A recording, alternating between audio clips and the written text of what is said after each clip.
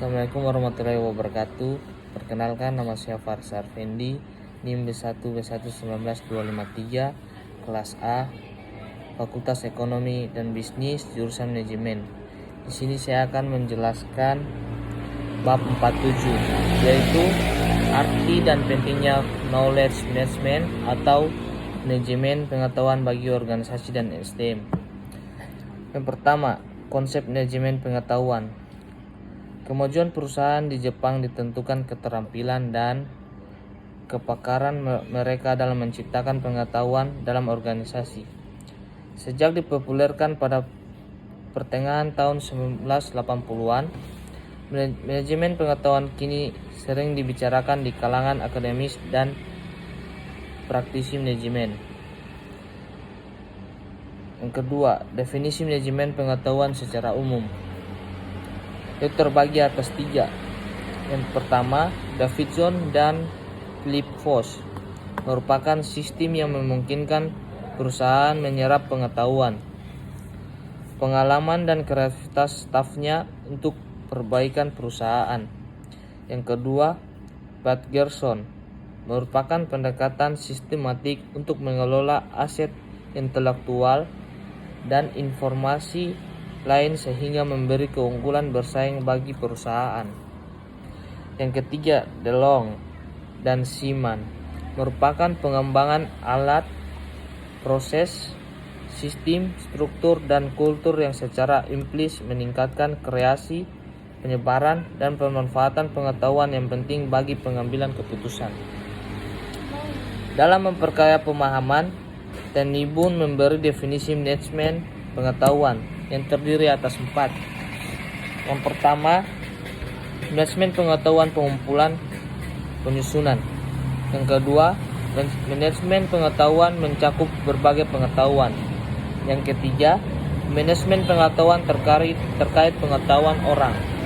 Yang keempat, manajemen pengetahuan terkait peningkatan efektivitas organisasi. 3 komponen kritis manajemen komputerisasi impresif terbagi atas 3.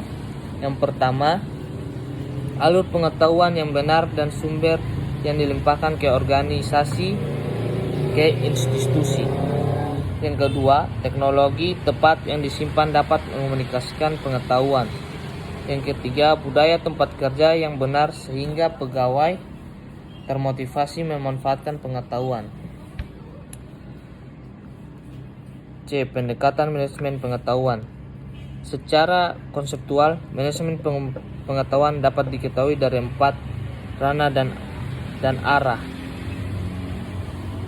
Pertama, pemprosesan informasi organisasi. Yang kedua, intelijen bisnis. Yang ketiga, kognisi perusahaan. Yang keempat, pengembangan organisasi. Pengelompokan disiplin pengetahuan.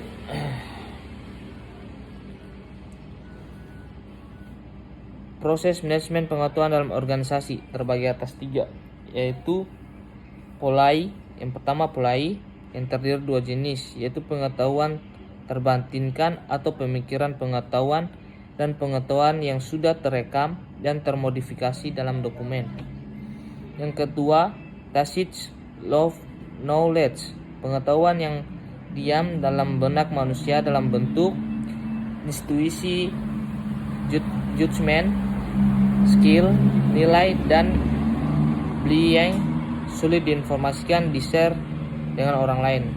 Yang ketiga, explicit knowledge, pengetahuan yang diam dalam benak manusia dalam bentuk institusi, judgment, skill, nilai, dan belief yang sulit diinformasikan dan di-share dengan orang lain.